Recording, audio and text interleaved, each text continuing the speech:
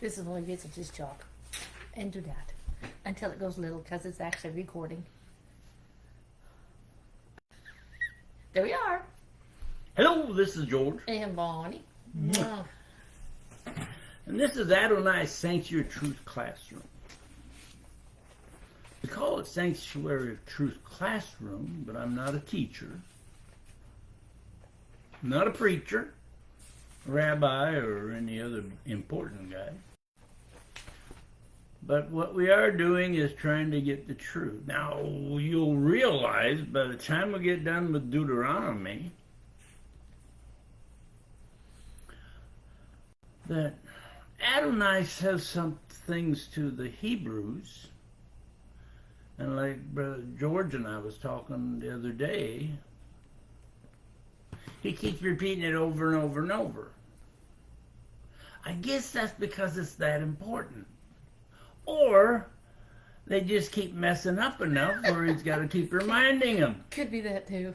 Now, I haven't figured out, ever since the Hebrews were in the land of Israel, I think things have changed. He doesn't need to keep reminding us, right? Well, I think we need it now more than he did back then.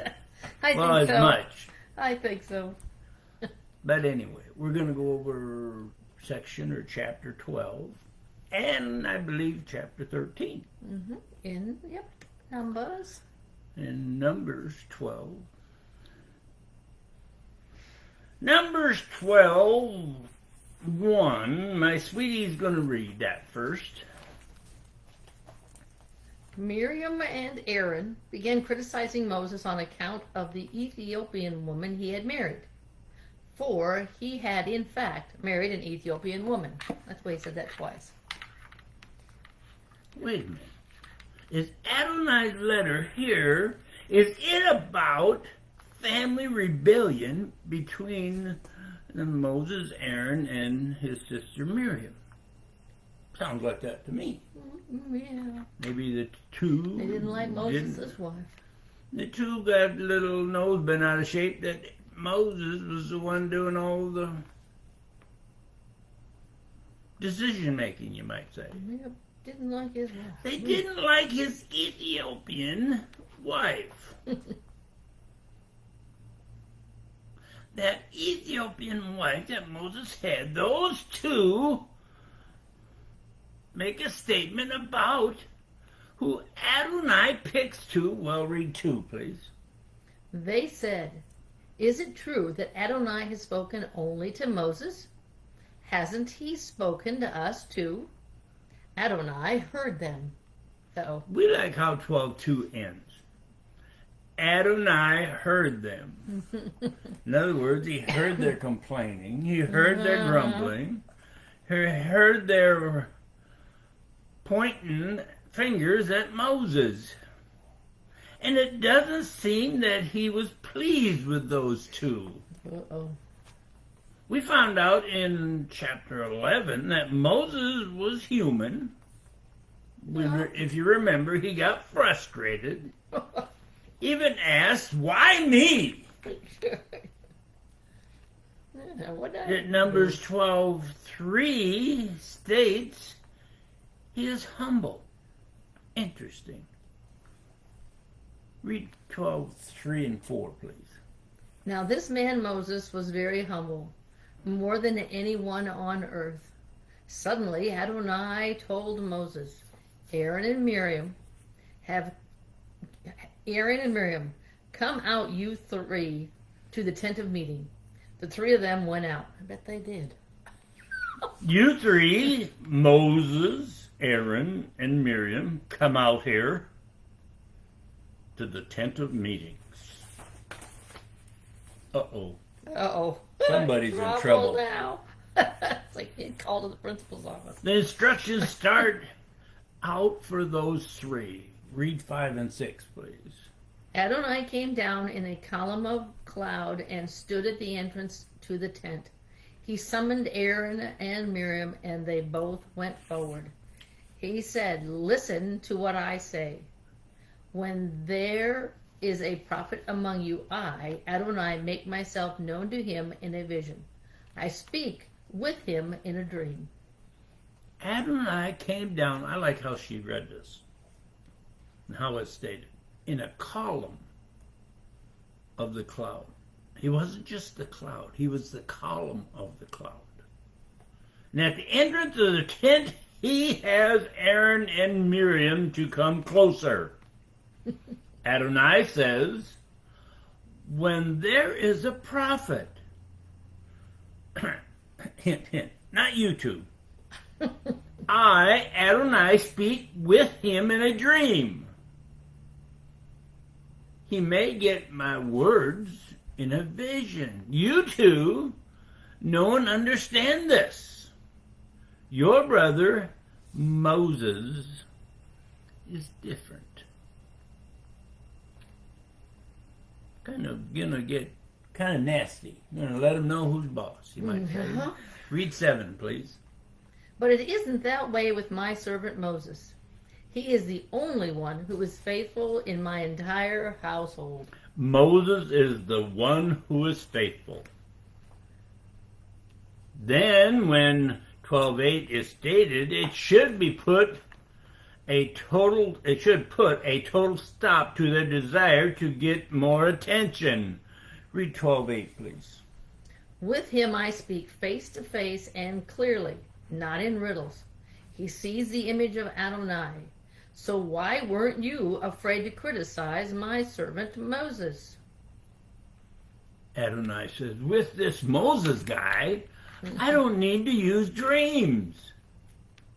I speak to him face to face. Wait a minute, we went over this a number of times. Adonai doesn't speak to anybody face to face, but here it states that Adonai, or God as you want to call him, speaks to Moses face to face. Clearly, without any kind of riddle, he speaks to him. He sees the image of Adonai, and now you two are trying to criticize Moses, your brother. You two should be afraid to do such a thing. Read 9, please.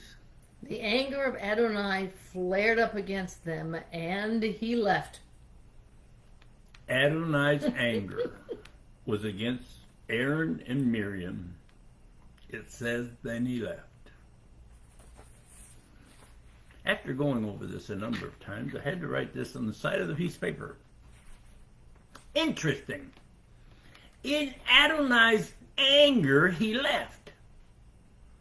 We wonder, why did Adonai leave when he became so angry? You might say he left. Then those two find out how angry Adonai had become. I bet they're kind of happy after all this is over that he left and didn't do all that he could have done or should have done to him. But read 12:10, please. But when the cloud was removed from above the tent, Miriam had Tezerot as white as snow. Aaron looked at Miriam, and she was as white as snow. Miriam, Moses' sister, had leprosy. Mm-hmm. Aaron looked at her and gets the shock of his life. What we would call greed over entitlement of Adonai's calling. Do you think after that experience Miriam would wonder what's going to happen to me this time? As white as snow with leprosy. Now Aaron runs to his brother Moses, you might say with a different attitude. We realize that with his first 3 words, we realize he has a different attitude. Read 11, please. Aaron said to Moses, "O my Lord, please don't punish us for this sin we committed so foolishly." Now think about this. Aaron, Moses' brother, says, "Oh my Lord." Now that is a very interesting one of the two who got a big head over an ego idea called the one who they were trying to get power from, said to Moses, "Oh my Lord." That stuck out to us as a statement that needed more study. In the Hebrew, the word used there would have been Adon. A with a little house roof over the A, and then D-O with a little roof over the O. W-N, pronounced A-W-D-O-N-E. Adon. I guess that's how you spell it. Pronounce it. That close enough, George? Yeah. Means to rule or sovereign, Lord, master, or owner.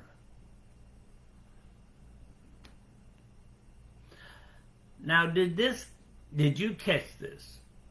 Adon in the Hebrew language is the start of what they can use when for his personal name, Adonai. Adonai is God. So in Aaron's own way, he was paying the very ultimate honor to his brother Moses when he said, Adon.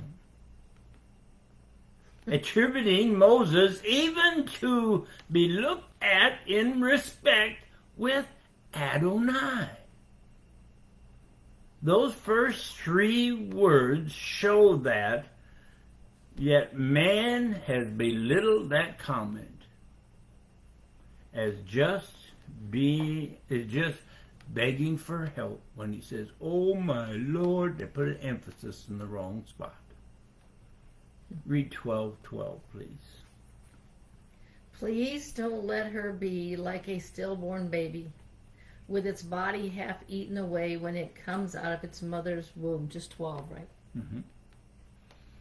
After those three words, "Oh my Lord," or Adon, Aaron does start the asking, pleading, "Don't punish us for this foolish sin. Please don't let your sister stay covered with leprosy." Moses takes pity on his sister and says, well, read 13. Moses cried to Adonai, "O God, I beg you, please heal her." Moses says, "Adonai, please heal her." Actually, we like how 12:14 puts it. Read 14. Adonai answered Moses, "If her father had merely spit in her face, wouldn't she hide herself in shame for 7 days? So let her be shut up out of the camp for 7 days.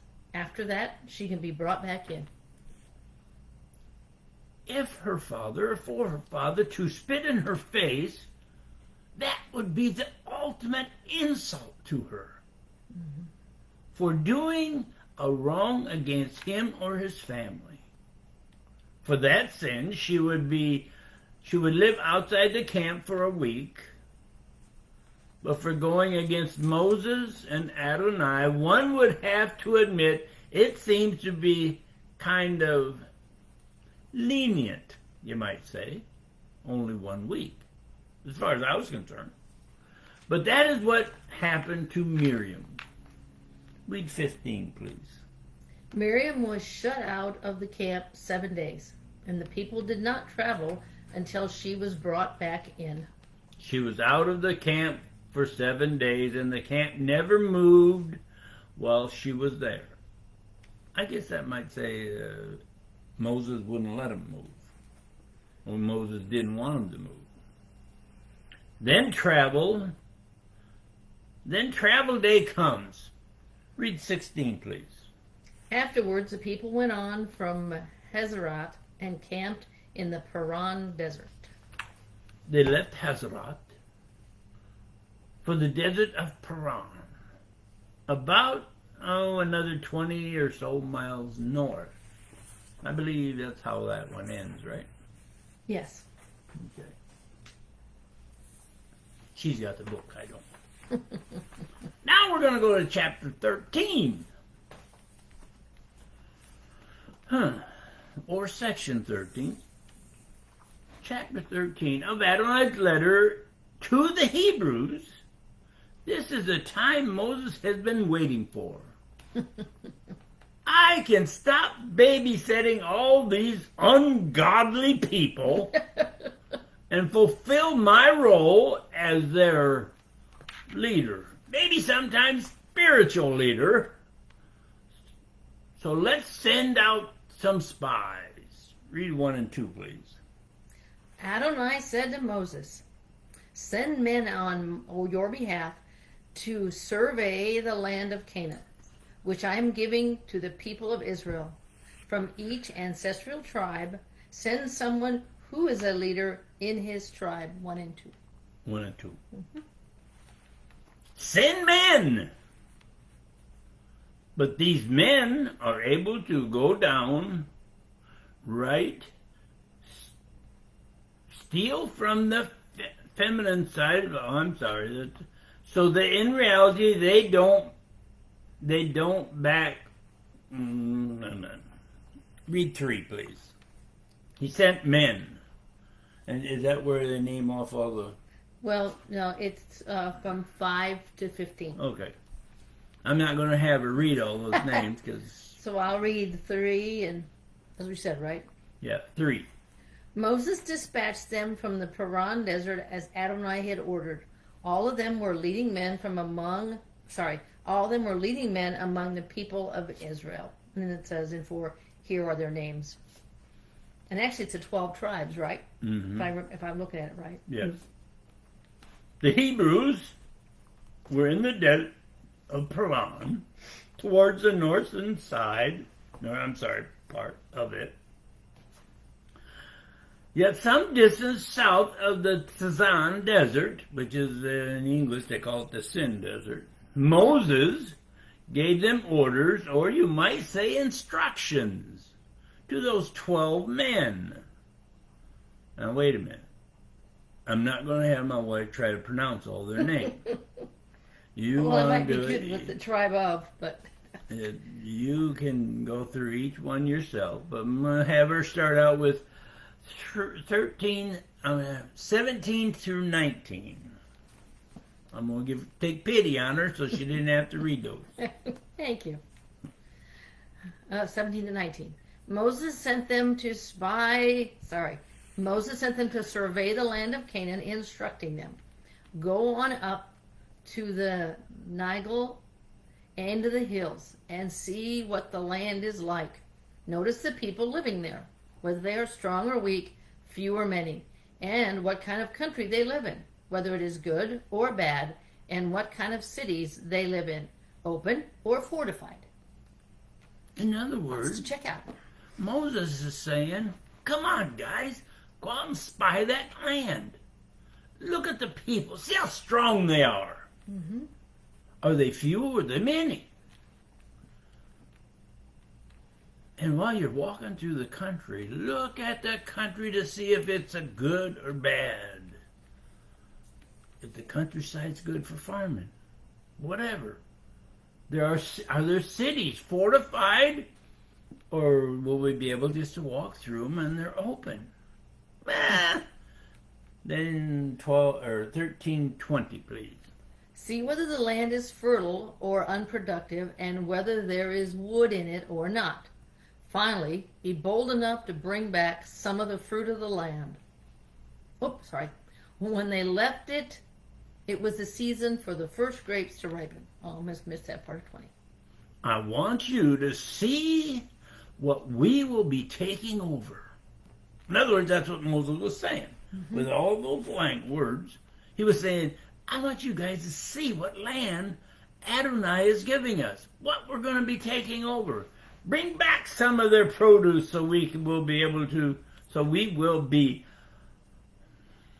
motivated when we take over our land, or your land, Adonai. Then those individuals left camp, trying to find out what's in store for them. Read 21, please. So they went up and scouted the land from the Tizon Desert to Re Cove near the entrance to Hamat. I think I read that right. This whole travel took place east of the Dead Sea, or the Salt Sea. They left there, and Scripture actually gave all people their road map. They went from the Tizon Desert into the region called Negev, all the way up to Rehob in English, down to Hebron in English, through the valley of Escroll, and that's where they took the cluster of grapes before heading back to their campsites. Thank you for reading all those words. Pardon? Thank you for reading all those words. How long did it take to get there? It was approximately, you got 12 men going, it's actually real close to a 500-mile trip. Seeing their strengths and weaknesses on their journey, it took a while. Read 25, please. 40 days later, they returned from scouting the land. 40 days. Now, Brother George might be able to run 500 miles in 40 days, but this George wouldn't be able to. 40 days later, these 12 men came back from their reconnaissance mission, you might say, to Kadesh, where their community was. Read 26 and 27, please. And went to, from the land, and went to Moses, Aaron, and the entire community of the people of Israel at Kadesh in the Paran Desert, where they brought back word to them and to the entire community and showed them the fruit of the land. They showed them all the grapes and whatever they brought back. Indeed, it does flow with milk and honey. Just like what somebody said. Yeah, I think so. I believe his name was Adonai.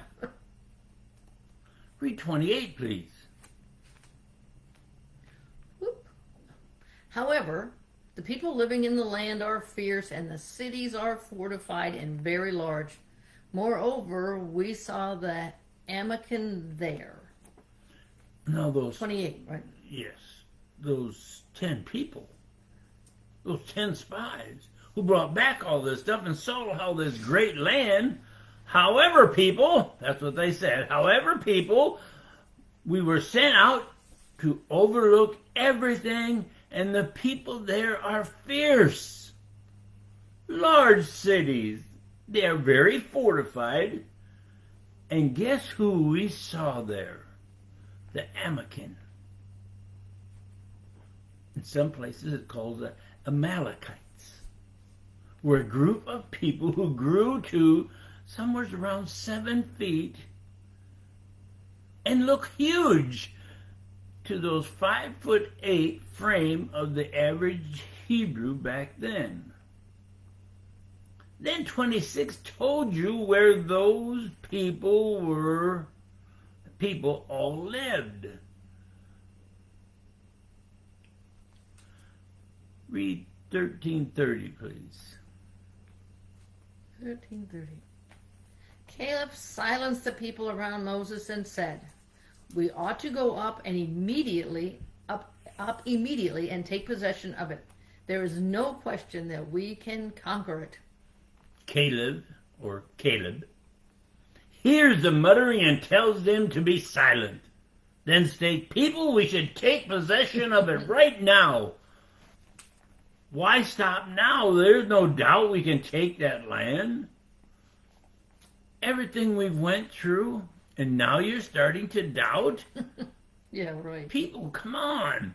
Listen to what Adonai told us, what Moses, our leader, said. Had they led us wrong before? That's what they should have been saying, but they didn't. Read 31 and 32, please. But the men who had gone with him said, "We can't attack those people because they are stronger than we are." And they spread a negative report about the land they had scouted for the people of Israel by saying, "The land we passed through in order to spy it out is a land that devours its inhabitants. All the people we saw there were giants." The 10 who went with Caleb and Jehoshua said, "We can't attack those people. They're giants. And look at our short, weak bodies, who not long ago were slaves. They would devour us."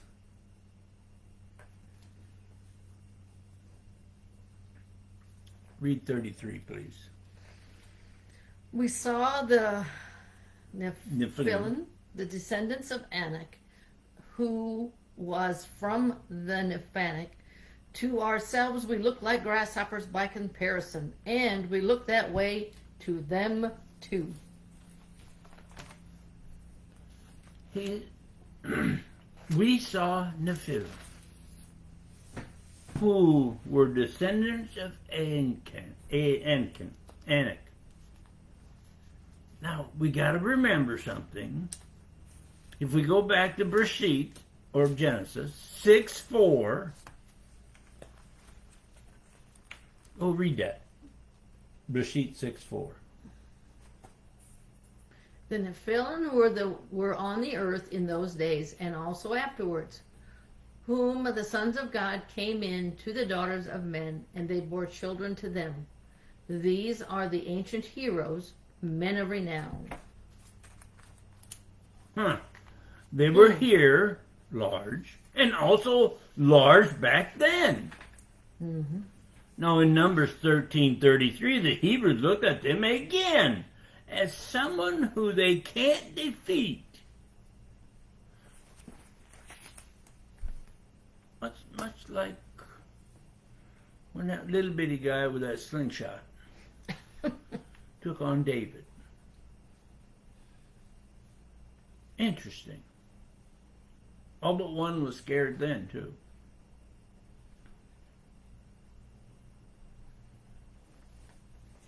Yep, David didn't hesitate.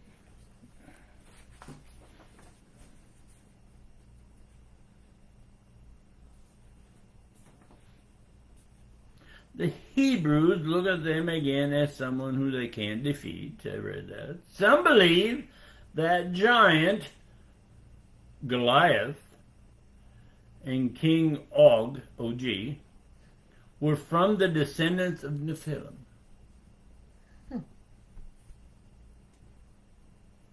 We haven't really found how tall they got, yet in Deuteronomy 3:11,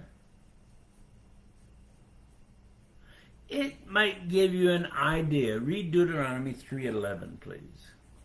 Og, king of Bashan, was the last survivor of the Rephaim. His bed was made of iron. It is still in Reba with the people of Ammon. It was 9 cubits long and 4 cubits wide, using the normal cubit, or 13.5 feet by 6 feet. His It's bed a big bed. was 13.5 feet long by 6 feet wide. And those 5'8" men thought they looked like grasshoppers. That's what it said. It's not hard to believe that King Og was around 9 feet tall, from what we've been able to find out by reading and studying. Wow. That's one tall person. You know, if he's just 7 foot tall and you're 5'8", he looks big. Uh-huh. But if a guy's almost 9 feet tall and you're 5'8", that almost double your height. Yeah. So Wow.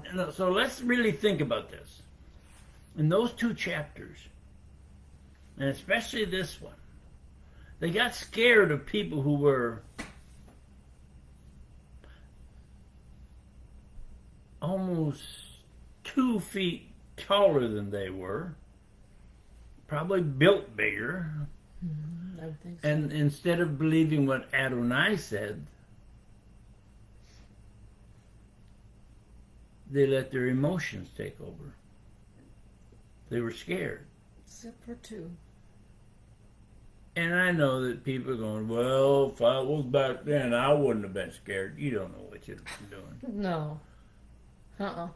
Look what's happening today. It doesn't take no big person to find out what's going on.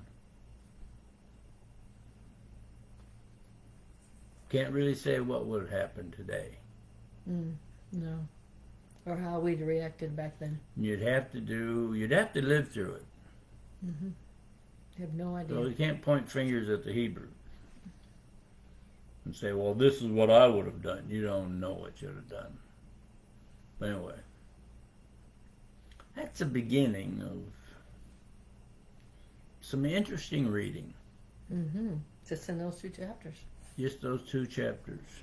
A lot of stuff in those, too. A lot of stuff, actually, I've never heard a preacher or a teacher talk that in depth about what the scriptures are really saying to us. And it's right there, black and white. Yeah. But you gotta dig. You gotta dig for honesty. You gotta dig for the truth. Yeah. Like I started this thing out with, we aren't teachers or preachers. We just like to find truth, what Adonai wants from us. Wants for us and from us. Well, yeah, even with those 3 little words that Aaron said to Moses. Okay. I mean, people just run through that. Oh my Lord. There's a lot to those 3 little words. Those 3 that little people words. don't even see. And if you really look at the Hebrew word, it it is the first 4 letters of Adonai. Some people pronounce it Adonai or Adonai. For some reason, I pronounce it Adonai. And if that's going to cause me trouble when I die because I mispronounced his name, I'm sorry. But No, you're not. that was an interesting study. It was I kind of can short, see that's that. why we added 2. And we hope that we're back home now, so we have a constant, able spot to study, and I hope Adonai keeps helping us, all 3 of us here that sit in this room, and gives us some insight and understanding what he wants us to bring out. Hope you all have a good week. Didn't see anybody on there, but we know that people watch it. So I hope Adonai blesses your whole week. Have a great one. Bye.